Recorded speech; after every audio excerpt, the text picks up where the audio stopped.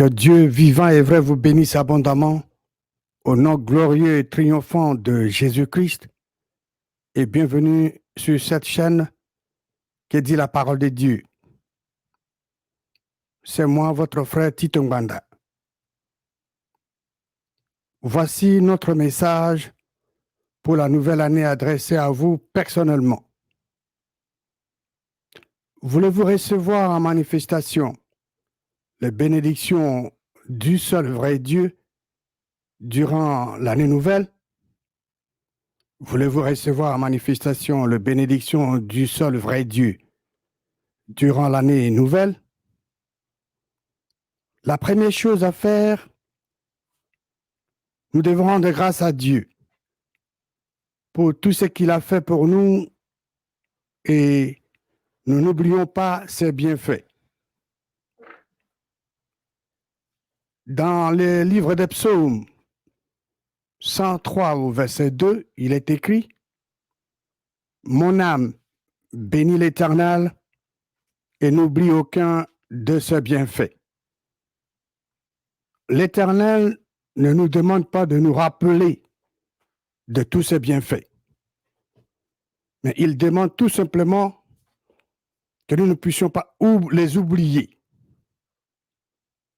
Parce que ce sera difficile pour nous de compter tous les bienfaits de Dieu. Mais nous pouvons nous rappeler des grandes choses que Dieu a accomplies pour nous. Pensez seulement à ce qu'il a fait pour vous durant l'année qui s'est achevée, l'année dernière. Et votre cœur va déborder d'actions de grâce. Vous êtes le seul à connaître tous les bienfaits que l'Éternel Dieu vous a accordés l'année dernière. La deuxième chose que nous devons nous engager à faire durant cette année nouvelle est d'aimer le seul unique vrai Dieu en les gardant toujours en première position dans notre vie de chaque jour. Nous allons dans l'évangile de Marc. Allons dans l'évangile de Marc, chapitre 12. Et nous allons lire le verset 28 à 30. Verset 28. Un des scribes qui les avait entendus discuter, sachant que Jésus avait bien répondu aux Sadducéens, s'approcha et lui demanda: quel est le premier de tous les commandements? Verset 29. Jésus répondit: voici le premier. Écoute, Israël, le Seigneur notre Dieu est l'unique Seigneur. Verset 30. Et tu aimeras le Seigneur ton Dieu de tout ton cœur, de toute ton âme, de toute ta pensée et de toute ta force. Aimer Dieu de tout notre cœur, de toute notre âme, de toute notre pensée et de toute notre force comprend l'aimer par-dessus tout. Vous aimez Dieu en gardant ses commandements. Dieu est esprit. Vous ne pouvez pas le voir, le toucher, goûter, sentir. Dieu qui est esprit a révélé sa volonté sous forme de mots. En le lisant, en les étudiant, vous pouvez apprendre à aimer Dieu qui est esprit. Allons dans 1 Jean, chapitre 5, et nous allons lire le verset 3. Il est écrit: car l'amour de Dieu consiste à garder ses commandements. Et ces commandements ne sont pas pénibles.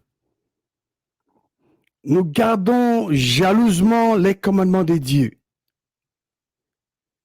Parce que c'est ça l'amour de Dieu. L'amour de Dieu consiste à garder, comme on garde jalousement un trésor et ces commandements de Dieu ne sont pas écrasants.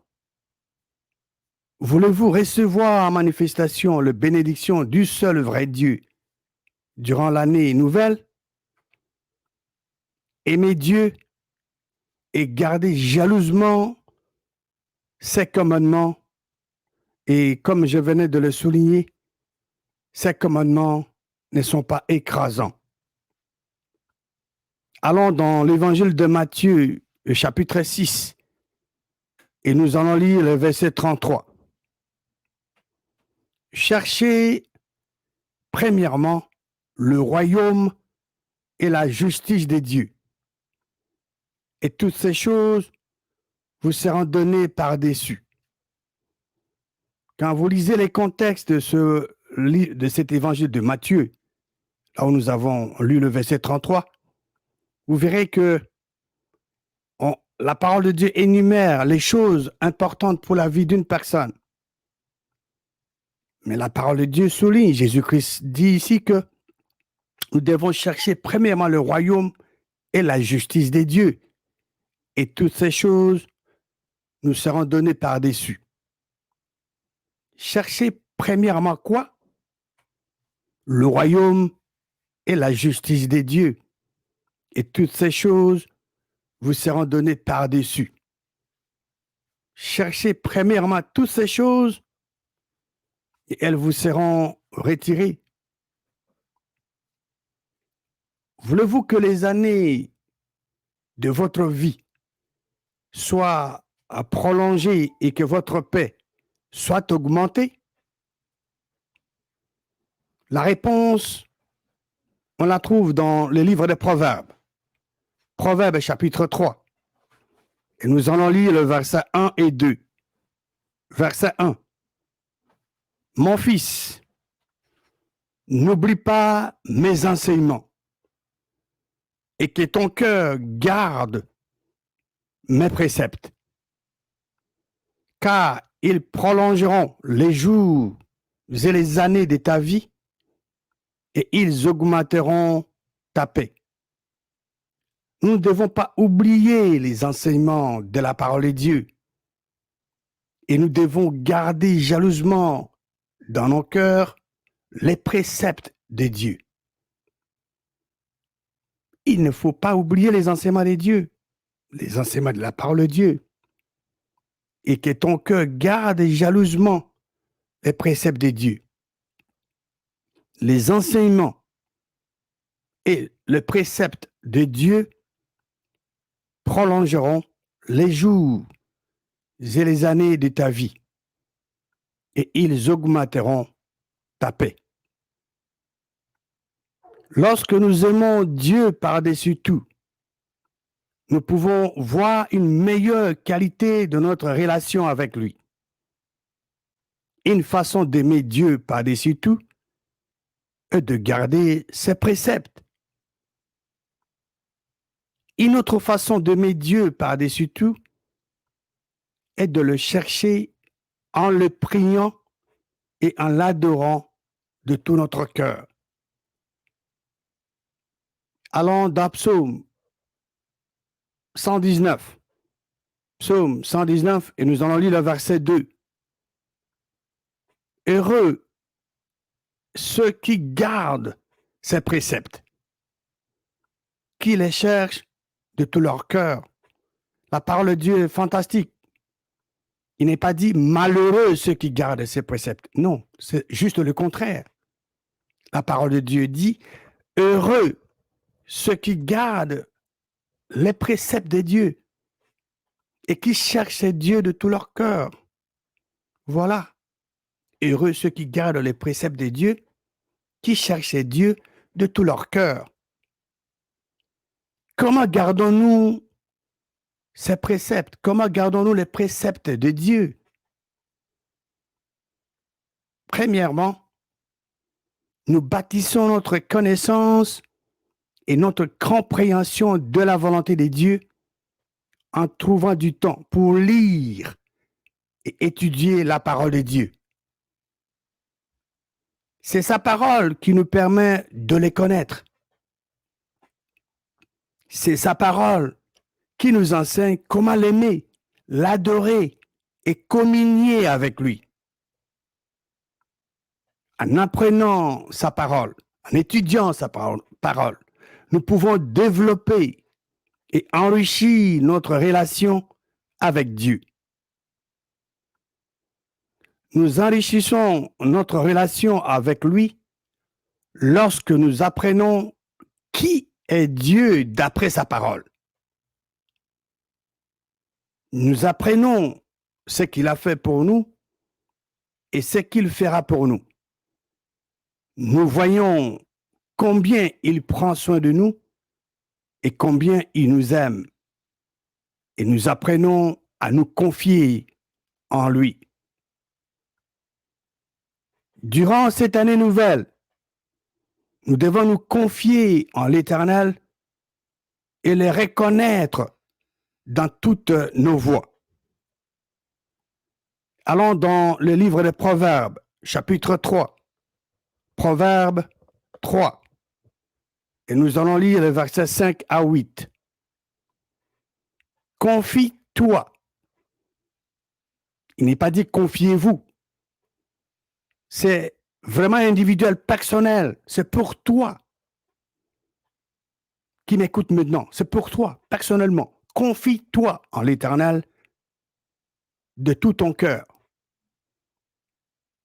100% de ton cœur, pas 99,99%. Non, 100%. Confie-toi en l'Éternel de tout ton cœur. Et ne t'appuie pas sur ta sagesse. Verset 6. Reconnais-le dans certaines de tes voies. Non, ce n'est pas ça que dit la parole de Dieu. Reconnais-le dans toutes tes voies. Et qu'est-ce qu'il va faire? Et il aplanira tes sentiers. Ne sois point sage à tes propres yeux. Crains ou respecte l'Éternel et détourne-toi du mal. Ce sera la santé pour tes muscles et un rafraîchissement pour tes os.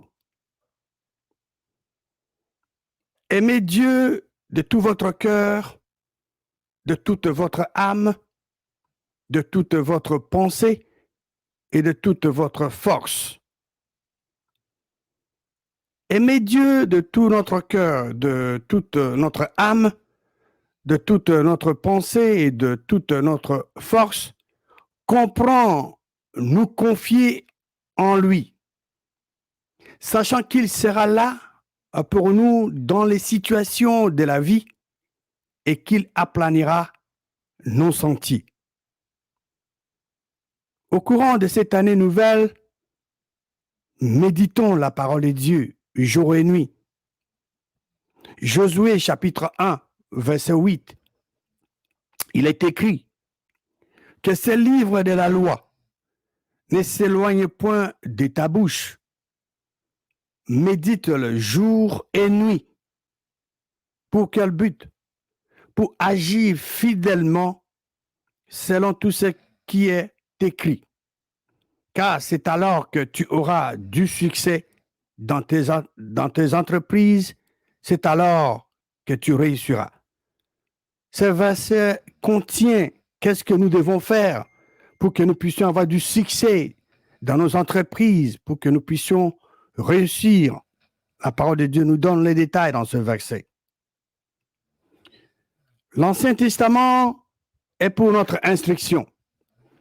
Voici ce que nous pouvons apprendre de ce que l'Éternel Dieu avait promis aux enfants d'Israël. Nous allons dans le livre de Deutéronome, chapitre 28. Deutéronome, chapitre 28. Commençons la lecture à partir du verset 1. Nous allons lire du verset 1 à 14. Verset 1. Si tu obéis, tu vois, c'est ces petits mots, hein? Si. C'est conditionnel, c'est optionnel. Si tu veux, tu le fais. Si tu ne veux pas, tu ne fais pas. Si tu obéis à la voix de l'Éternel, ton Dieu, en observant et en mettant en pratique tous ces commandements que je te prescris aujourd'hui, l'Éternel, ton Dieu, te donnera la supériorité sur toutes les nations de la terre. Verset 2. Voici toutes les bénédictions qui se répandront sur toi et qui seront ton partage lorsque, vous voyez ça? Vous devez d'abord obéir. Lorsque tu obéiras à la voix de l'Éternel, ton Dieu. Verset 3. Tu seras béni dans la ville et tu seras béni dans les champs. Verset 4. Le fruit de tes entrailles, le fruit de ton sol, le fruit de tes troupeaux, les portées de ton gros et de ton menu bétail, toutes ces choses seront bénies. Verset 5. Ta corbeille et ta huche seront bénies. Tu seras béni à ton arrivée et tu seras béni à ton départ. Verset 7. L'Éternel te donnera la victoire sur tes ennemis qui s'élèveront contre toi. Ils sortiront contre toi par un seul chemin et ils s'enfuiront devant toi par 7 chemins. Verset 8. L'Éternel ordonnera à la bénédiction d'être avec toi dans tes greniers et dans toutes tes entreprises. Dieu va ordonner à la bénédiction d'être avec toi. Il te bénira dans le pays que l'Éternel, ton Dieu, te donne. Verset 9. Tu seras pour l'Éternel un peuple saint, comme il te l'a juré, lorsque tu obéiras les commandements de l'Éternel, ton Dieu, et que tu marcheras dans ce voie. Le voie de Dieu, on le trouve dans la parole de Dieu. Verset 10. Tout le peuple verront que tu es appelé du nom de l'Éternel, et ils te craindront. Verset 11. L'Éternel te comblera de bien en multipliant le fruit de tes entrailles, les fruits de tes troupeaux et les fruits de ton sol, dans le pays que l'Éternel a juré à tes pères de te donner. Verset 12. L'Éternel t'ouvrira son bon trésor, le ciel, pour envoyer à ton pays la pluie en son temps, et pour bénir tout le travail de tes mains. Tu prêteras à beaucoup de nations et tu n'en prêteras point. Verset 13. L'Éternel fera de toi la tête et non la queue. Tu seras toujours en haut et tu ne seras jamais en bas. Lorsque tu obéiras au commandement de l'Éternel, ton Dieu, que je te prescris aujourd'hui, lorsque tu les observeras et le mettras en pratique.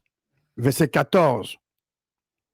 Et que tu ne te détourneras ni à droite ni à gauche de tous les commandements que je vous donne aujourd'hui pour aller après d'autres dieux et pour les servir. En cette année, faisons du bien aux gens et non du mal. Faisons du bien aux gens et non du mal.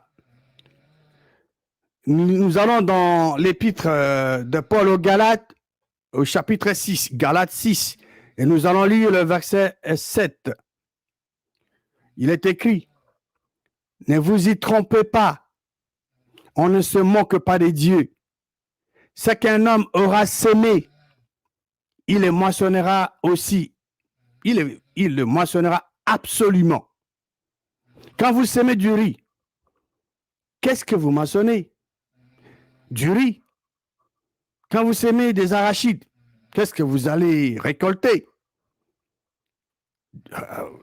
C'est clair. Et c'est ce que dit la parole de Dieu. Dieu, de par sa grandeur, de par sa puissance, ne peut pas mentir. Dieu dit que ne vous y trompez pas. On ne se moque pas de Dieu. C'est qu'un homme aura semé, il le moissonnera aussi. Il le moissonnera absolument. Pourquoi devons-nous faire du bien aux autres personnes? Parce que chaque mal que vous faites aux gens, vous le faites contre vous-même. Chaque bien que vous faites pour les gens, vous faites cela pour vous-même. Donc, faisons du bien aux gens parce que ça va nous retourner. Voulez-vous que les créateurs, Dieu, soient avec vous durant cette année nouvelle? Voulez-vous que les créateurs, Dieu, soient avec vous durant cette année nouvelle? Nous devons aller dans la parole de Dieu et voir l'exemple de Jésus-Christ. L'exemple que nous devons imiter est celui de Jésus-Christ parce qu'il est notre modèle, notre tout-poste. Et nous faisons confiance à Dieu. Dieu lui a envoyé sur cette terre et il nous a montré la voie que nous devons suivre. Et nous pouvons l'imiter. Nous allons dans l'évangile de Jean, chapitre 8, et nous allons lire le verset 29. Celui qui m'a envoyé est avec moi. Qui a envoyé Jésus-Christ? Dieu.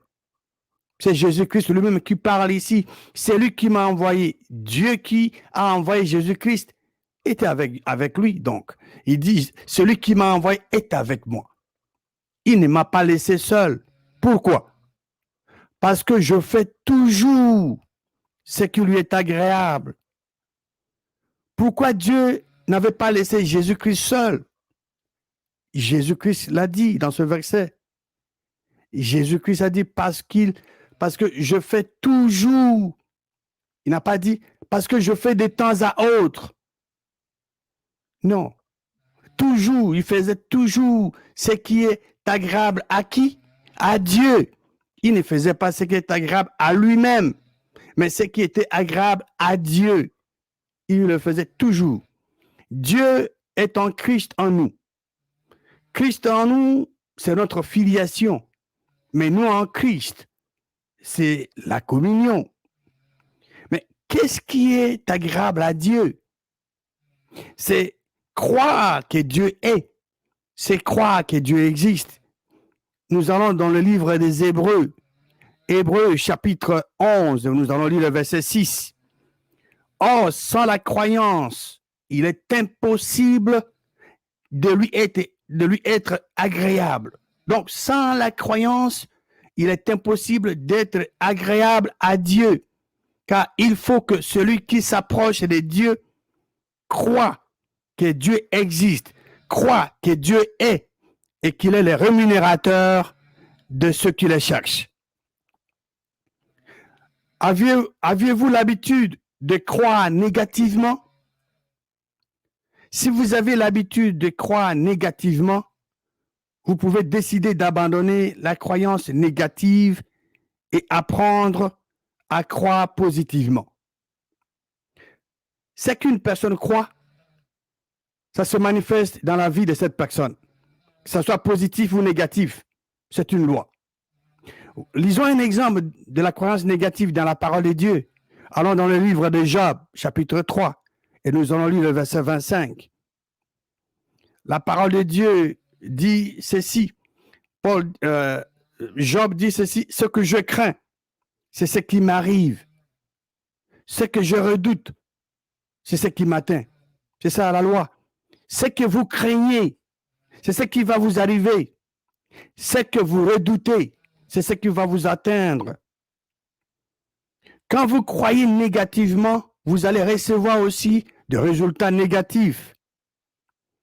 La crainte, l'inquiétude et l'anxiété sont de genres de croyances. Si vous vous inquiétez, avez des craintes et êtes anxieux, vous recevrez le fruit de votre croyance négative qui est l'échec. Étant que fils de Dieu, vous avez la puissance de Dieu en vous.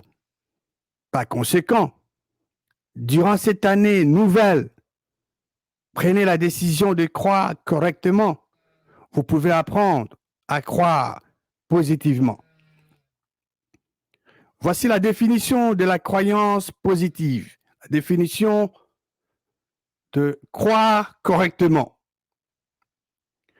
Croire correctement, c'est savoir constamment que la puissance et la présence de Dieu sont en vous et avec vous en toute situation. Je répète, croire correctement, c'est savoir constamment que la puissance et la présence de Dieu sont en vous et avec vous en toute situation. Que Dieu le Créateur, Jéhovah Elohim, vous comble de ses bénédictions abondantes sur tous les aspects de votre vie, au nom puissant et victorieux de Jésus-Christ.